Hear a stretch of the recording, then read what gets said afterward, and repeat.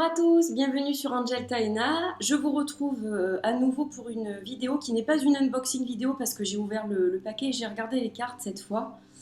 Donc c'est plutôt une reveal vidéo où je vais vous faire découvrir un jeu qui est très méconnu à mon sens et qui est pourtant d'une beauté exceptionnelle. Je ne comprends pas pourquoi je n'ai rien trouvé sur internet concernant ce jeu, c'est-à-dire que je n'ai vu que 2 ou 3 illustrations, aucune vidéo. Absolument rien. Donc je me suis lancée à l'aveuglette, c'est-à-dire que bon, j'ai eu du mal à le trouver déjà. Parce qu'avec 3 illustrations, donc j'ai dû faire des recherches un petit peu pour voir d'où ça provenait, de quel jeu ça provenait. Et j'ai finalement mis la main dessus. Et c'est un jeu qui a été publié chez Schiffer Publishing. Et il s'agit du Secret Language of Birds Tarot, qui a été créé par Adèle Nozedar et Linda Sutton. Et il y a un très joli passage au début du livre qui a été écrit par Philippe Cargom, que tout le monde connaît. Il est le papa, entre autres, du Druidcraft Tarot, le tarot des druides. Et donc, bon, c'est pas n'importe qui donne son avis sur ce jeu. Donc, déjà, ça laisse entendre quand même que c'est quelque chose d'assez sympa. Et donc j'ai été très surprise de ne rien trouver sur ce jeu et je me suis dit, quand je l'ai reçu et que j'étais impatiente de l'ouvrir pour voir à quoi il ressemblait, je ne pouvais pas faire d'unboxing, j'étais pas en état. Mais la beauté de ces cartes m'a fait un bien fou parce que vous allez voir qu'il y a énormément de couleurs. Il est très différent des jeux que je possède et c'est une merveille. Donc en fait déjà vous voyez que la boîte c'est l'égal du Marielle Tarot au niveau de la grandeur, hein, voilà. Ma deuxième grosse boîte de Schiffer, c'est celle-là. Donc ça s'ouvre toujours avec le petit ruban, voilà. Et puis vous voyez donc il y a les cartes et le livre. Alors, on va commencer par le livre. Donc, le livre, il est super.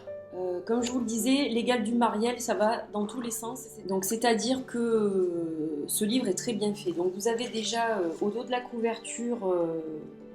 à propos des auteurs et de l'auteur et de l'artiste. Je vais y arriver, c'est un petit peu difficile, hein, la reprise. Donc vous avez le titre, voilà, The Secret Language of Birds. Il y a des petites dédicaces. Voilà, bon, ça on va passer tout ça. Donc ce qui nous intéresse, c'est le livre. Donc là vous avez Un petit oiseau m'a dit, donc raconté par Philippe Cargom. Un texte très chouette. Là, on vous parle, donc il y a une introduction un petit peu. On vous dit attention à ce que vous demandez. Voilà, enfin, il y a plein de petites choses, des petits conseils. C'est assez intéressant aussi, même si j'ai pas tout lu encore. Et ensuite, on arrive donc aux 22 arcanes majeurs. Donc l'esprit du tarot. Donc en fait, vous allez voir la particularité de ce jeu. Alors vous voyez que l'illustration elle est reprise. Vous avez donc le numéro de la carte avec le titre, The Fool en anglais, mais la particularité c'est que vous verrez sur les cartes, c'est écrit en italien. Et j'ai trouvé ça super parce que j'ai des origines italiennes et j'ai trouvé ça génial que les titres soient écrits en italien. Enfin ça m'a trop plu quoi. Voilà, j'ai trouvé ça très original. Donc vous avez chaque fois une petite phrase, des mots-clés, la description et vous avez un énorme descriptif sur la carte et un petit paragraphe pour la carte renversée. Donc c'est comme ça pour toutes les cartes, y compris les cartes, les pips. Alors les pips sont plus, comme le tarot de Marseille, ne sont pas illustrées, elles sont illustrées par des oiseaux. Mais donc, comme le seraient les cartes du tarot de Marseille par les bâtons et les autres symboles. Donc, c'est proche finalement du tarot de Marseille de ce côté-là. C'est un petit côté Marseille de ce côté-là. Donc, j'ai trouvé ça sympa aussi. Ça change. J'ai beaucoup de tarot Rider-Waite, donc avec des pips très illustrés. Mais parfois, j'aime bien aussi ce genre de choses. Ça me remet un peu dans l'ambiance du Marseille. Donc, c'est sympa aussi. Voilà, donc là, c'est un petit peu moins détaillé. Mais c'est quand même pas mal. Hein. C'est quand même pas mal. Voilà. Alors, ce qui est moyen, juste, il faut quand même que je vous le dise. Donc, vous avez l'illustration, par exemple, du 6 de bâton avec toute la description qui continue ici en fait. Pardon, là. Et là, vous avez le 7 de bâton et il faut tourner la page pour la description du 7 de bâton. J'aurais préféré qu'il y ait l'illustration, le descriptif et qu'on tourne une page et qu'il y ait voilà, l'autre carte. Ça me gêne un peu ça, mais bon. C'est le seul petit reproche que je peux faire parce que le livre a l'air très très bien expliqué en anglais, hein, bien sûr, vous l'aurez compris. Mais bon, il faut toujours qu'il y ait un petit truc. Hein. De toute façon, après, ça ferait aussi peut-être un livre avec des 400 pages, ça serait pas faisable. Donc je pense qu'ils ont fait au mieux. Donc un super livre. Franchement, un beau livre pour accompagner.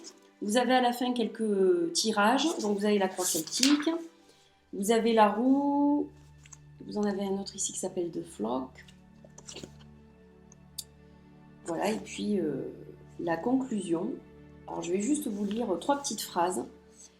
Respect them, understand them, meditate on them. Donc respectez-les, comprenez-les et méditez sur eux, avec eux. Voilà, il s'agit des cartes, mais surtout des oiseaux en fait. Voilà.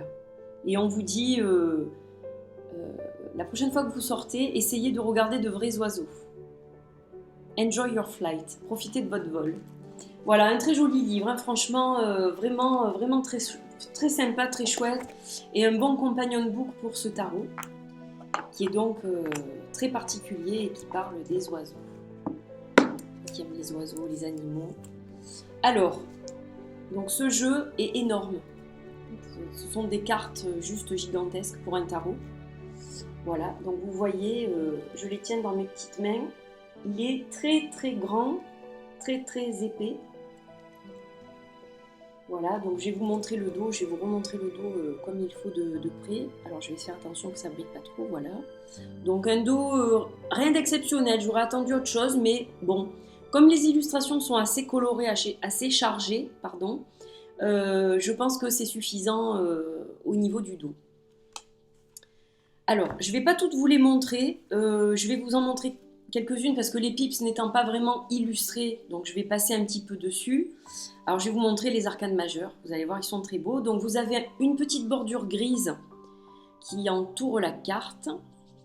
Vous avez en bas le titre, il n'y a pas de numéro, que je ne me trompe pas, non, il n'y a pas de numéro sur les arcanes majeures.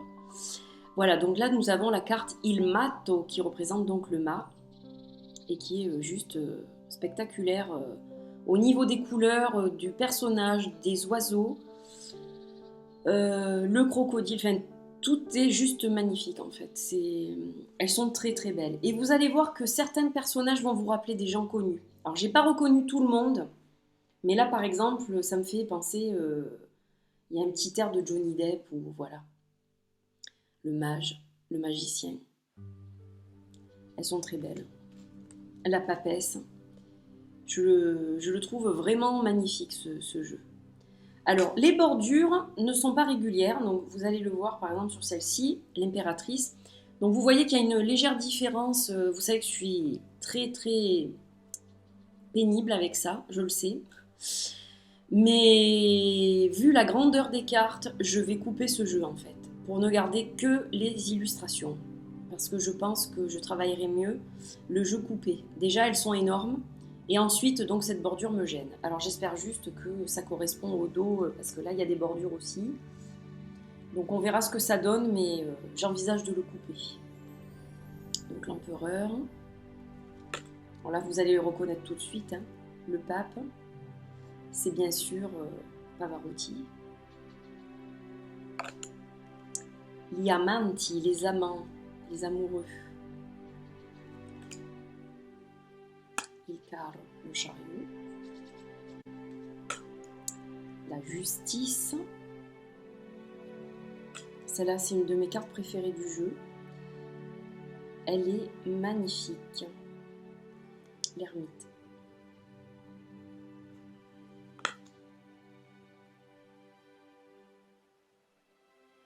La roue.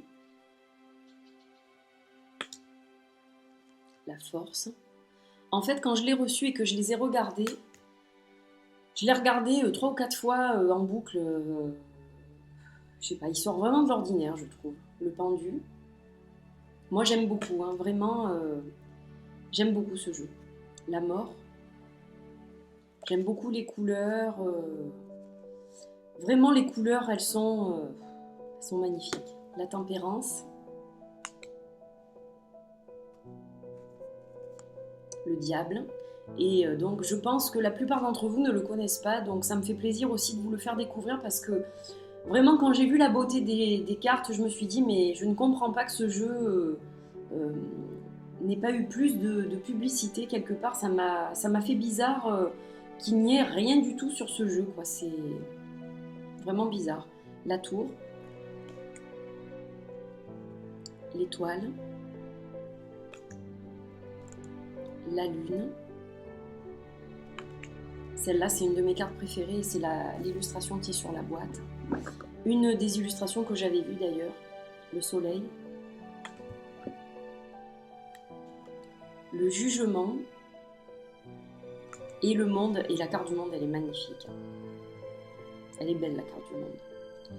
Voilà, donc on va passer aux coupes. Donc je vais passer assez vite sur les pips.